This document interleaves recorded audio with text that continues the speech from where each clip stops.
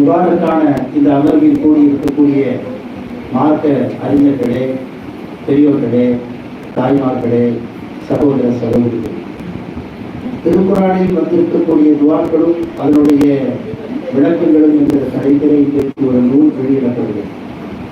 அதுவும் ஒரு சகோதரி எழுதியிருக்கிறார். பொதுவாக பெண்கள் பேசுவார்கள், எழுதுவார்களா என்று கேட்டால் எழுத மாட்டார். இன்றைக்கு எழுத்து என்பது ரொம்ப குறைந்து போச்சு. பள்ளிக்கூடத்தில் பாடங்கள் எழுதுவது குறைந்து போய்விட்டது. மதரசாக்களிலே பாடங்கள் எழுதுவது குறைந்து விட்டது. ஒன்றை குறித்துக் கொள்வதற்காக குறிப்பெடுக்கிற அந்த டெக்னாலஜிகளும் அந்த வழிமுறைகளும் இன்றைக்கு மாறியிருக்கிறது. அவற்றை வாய்ஸ் நோட்டாக, ஒலி குறிப்பாக அதை பகிர்ந்து கொள்ளக்கூடிய சூழல் நாம் இருக்கிற போது பேனா பிடித்து எழுதுவது என்பது ஆக குறைவாக இன்றைக்கு இருக்கிற காலகட்டத்திலே இந்த சகோதரி, இந்த அம்மா அவர்கள் இது எழுதியிருக்கிறார்கள் சொன்னால் அவங்களை ரொம்ப பாராட்டும். பொதுவாக நாம் எழுதுறது கிடையாது. ஆனால் என்றைக்கோ எழுதிய புத்தகங்கள் தான் இன்றைக்கு நம்மை அறிவாளியாக உருவாக்குகிறது என்பதை நாம் கவனத்தில் வைத்துக் கொள்ள வேண்டும். இமாம் புகாரி ரஹ்மத்துல்லாஹி அலைஹி அவர்கள் சிரமப்பட்டு எழுதிய அந்த ஹதீஸ் கிரந்தங்கள் தான் இன்றைக்கு நமக்கு படிப்பதற்கு, நபியை புரிந்து கொள்வதற்கு உதவியாக இருக்கிறது. நபிகள் நாயகம் ஸல்லல்லாஹு அலைஹி வஸல்லம் சொல்றாங்க, ஒரு மனிதன் இறந்ததற்கு பிறகு அவனுக்கு பயன்படத்தக்க பல்வேறு விஷயங்களிலே ஒன்று அவனுக்கு பின்னர் மக்களுக்கு அறிவூட்டக்கூடிய புத்தகங்கள் என்று ஒன்றை சொல்வார். அதனால் எழுதுவதை எப்போதுமே ஊக்கப்படுத்த வேண்டும். எழுதுவது என்பது மற்ற செயல்களைப் போல அதுவும் ஒரு சாதாரண பழக்கத்தில் வரக்கூடிய செயல் தான்.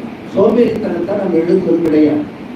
சித்திரமும் கைப்பழக்கம் என்று நாம் சொல்கிறோமே, ஓவியர்கள் எல்லாம் பிறவி ஓவியர்கள் கிடையாது, பயிற்சி தான். நம்ம பேச பழகிற மாதிரி, நடக்க பழகிற மாதிரி, வியாபாரம் செய்ய பழகிற மாதிரி, மற்றவரோடு உரையாட பழகுவது மாதிரி எழுதுவதற்கும் பழக வேண்டும். அந்த எழுத்தினால என்னன்னா வரலாறு பாதுகாக்கப்படும். முதலில் இன்றைக்கு வரலாறுகள் நம்மிடத்தில் சரியான வரலாறுகள் கிடையாது. ஒரு முஸ்லிம் மாணவன் பள்ளிக்கூடத்திலே வரலாறு பாடத்திலே 100 மதிப்பெண்கள் எடுத்தால் அவன் மாணவனாக வெற்றி பெறுகிற அதே வேளையிலே ஒரு முஸ்லிமாக தோற்று போகும். ஏனென்றால் அவனுக்கு தன் சொந்த சமுதாயத்தினுடைய உண்மையான வரலாறு தெரியவில்லை. அந்த அளவுக்கு தான் இன்றைக்கு வரலாறு இருக்கிறது. நான் மீலாதை ஒட்டி ஒரு மலர் வெளியிடும் போது குறைந்தபட்சம் இந்த பேட்டைக்குடைய வரலாறுகள் பதியப்பட வேண்டும் என்று சொல்லி இந்த சேகர கட்டளை எப்படி உருவானது என்பதை குறித்து ஆஜியார் ஷிஹாபுத்தீன் அவரிடத்திலே நான் நிறைய உரையாடி அதை ஒரு கட்டுரையாக நான் எழுதி பதிவு செய்தேன். இங்கே அடக்கப்பட்டிருக்கிற ஷேக் முகமது என்கிற ஒரு இறைநேசருடைய பிரார்த்தனை தான் இன்றைக்கு மிகப்பெரிய கல்விக்கூடமாக வளர்ந்திருக்கிறது. துவாக்கள் உடனடியாக ஒப்புக்கொள்ளப்பட வேண்டும் என்கிற எந்த கட்டாயம் கிடையாது. 100 ஆண்டுகளுக்கு பிறகு கூட அது பொறிவு பெறும், அது மீட்டுருவாக்கம் செய்யப்படும். இந்த பகுதியெல்லாம் ஒரு நேரத்திலே காடுகள் போல சிறுவர்களாகி நாங்கள் விளையாடக்கூடிய இடமாகி இருந்த இடம் இன்றைக்கு பெரும் கல்விக்கூடம், குறிப்பாக பெண்களுக்கான கல்விக்கூடமாக மாறியிருக்கிறது. எனவே அங்கே அவர்களுடைய ராணி மங்கம்மாவுடைய அரசமையிலே வேலை பார்த்த அந்த இறைநேசருடைய பிரார்த்தனை இன்றைக்கு மிகப்பெரிய கல்விக்கூடமாக உருவாகி இருக்கிறது என்கிற தகவலை ஆகிய அவர்கள் சொன்னார்கள். அது அதிலே பதிவு செய்யப்பட்டிருக்கிறது. ஒரு 10 ஆண்டுகள் அல்லது 5 ஆண்டுகள் 100 ஆண்டுகள் கடந்தும் அந்த புத்தகத்தை வாசிக்கிற போது பேட்டைக்குரிய வரலாறு அதுபோல ஒவ்வொன்றும் எழுதப்பட வேண்டும். அப்படி யார் எழுதுவது? ஆண்கள் மட்டும்தான் எழுத வேண்டும், எழுத்தாளர்கள் எழுத வேண்டும் என்று எந்த கட்டாயம் கிடையாது. யாருக்கெல்லாம் எழுத தெரிகிறதோ, தமிழிலே எழுத தெரிகிறதோ அவர் எழுத தூங்க வேண்டியது. அதற்கென்று வரைமுறை கிடையாது.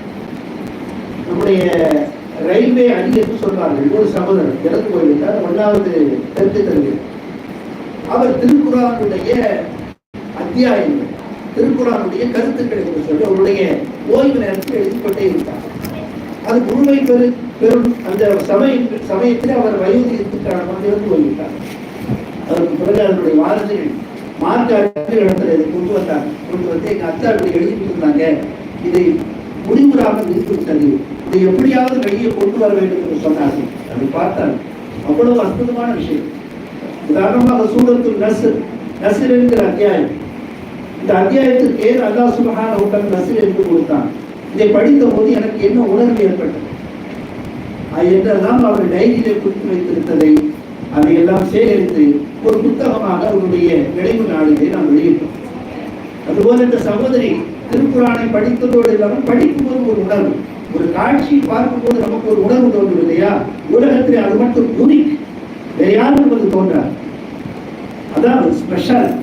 இந்த முதலாக இந்த தாருதாயத்தில் இந்த கல்வி நிலையத்துக்கு ஒருவர் வருகிறார் என்று சொன்னால், இந்த மதரசாவை பார்த்த உடனே ஃபர்ஸ்ட் ஒப்பீனியன், முதல் தோற்றம், முதல் கருத்து, இந்த கருத்து உலகத்தில் வேறு யாருக்கும் சொல்ற அந்த கருத்தை பதிவு செய்ய வேண்டும். அப்படித்தான் திருக்குறான் அவர்கள் பதிவு செய்திருக்கிறார். துவா என்று சொன்னதும் துவா சம்பந்தமாக நம்முடைய ஹசரத் அவர்கள் சொன்னார்கள். டிஜேபா ஹசரத்து ஒரு துவா பற்றி ஒரு செய்தியை சொல்லுவாங்க. ஒரு ஏழை குடியானவர், ஒரு விவசாயி வேலை பார்த்து விட்டு வந்து மண் குவளையில என்ன செய்வான்னு சொன்னா தண்ணீர் குடிப்பான். அப்படி தண்ணீர் குடிக்கும் போது அவன் துவா செய்வான், யாருன்னா இந்த மண் குவளையை தங்க குவளையாக மாற்று அப்படின்னு துவா செய்துட்டே இருப்பான். ஒரு நாள் பல வருஷங்கள் ஆட்சி மாற்றம் இல்லங்கள் எரிச்சென்ற ஒரு நாள், யாருன்னா இதை தங்க குவளையாக மாற்ற வேண்டாம், குறைந்தபட்சம் தகர குவளையாவது நீ மாற்றிவிடு என்று கேட்கும் போது அது தகரமாக மாற்றிவிட்டது. அன்னைக்கு மாறி தகரமா மாறி. ஏன்னா அன்றைக்கு தான் அல்லாஹ் சுப்ஹானஹு வ தஆலா அவருடைய பிரார்த்தனை ஏற்றுக்கொள்ள வேண்டும் என்று வைத்திருந்தான். அது நடந்துவிட்டது. அதனால துஆவில் பொறுமை இருக்க வேண்டும் என்று நபிகள் நாயகம் ஸல்லல்லாஹு அலைஹி வஸல்லம் சொல்லுவாங்க. இந்த துஆக்கள் திருக்குர்ஆன் கற்றுத்தருகிற துஆக்கள் இருக்கிறதே நாமும் கேட்க வேண்டும் என்ற பாடத்தை தருகிறது. அதுபோல நாம் ஒவ்வொரு முறையும் அல்லாஹ்விடத்தில் கேட்க வேண்டும். அல்லாஹ் சுப்ஹானஹு வ தஆலா இந்த புத்தகத்தை கபூல் செய்ய வேண்டும்.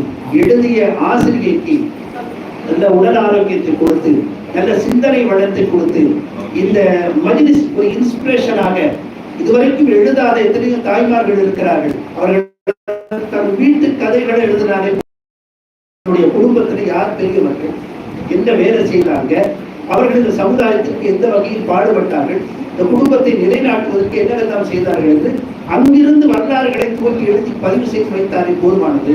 ஒரு பெரிய வரலாறு உருவாகிவிடும்.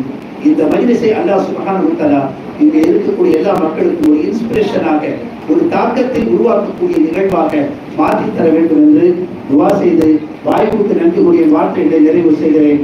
வாஹிரு தஅவானா அல்ஹம்துலில்லாஹி ரப்பில் ஆலமீன். வஸ்ஸலாமு அலைக்கும் வரஹ்மத்துல்லாஹி வபரகாத்துஹு.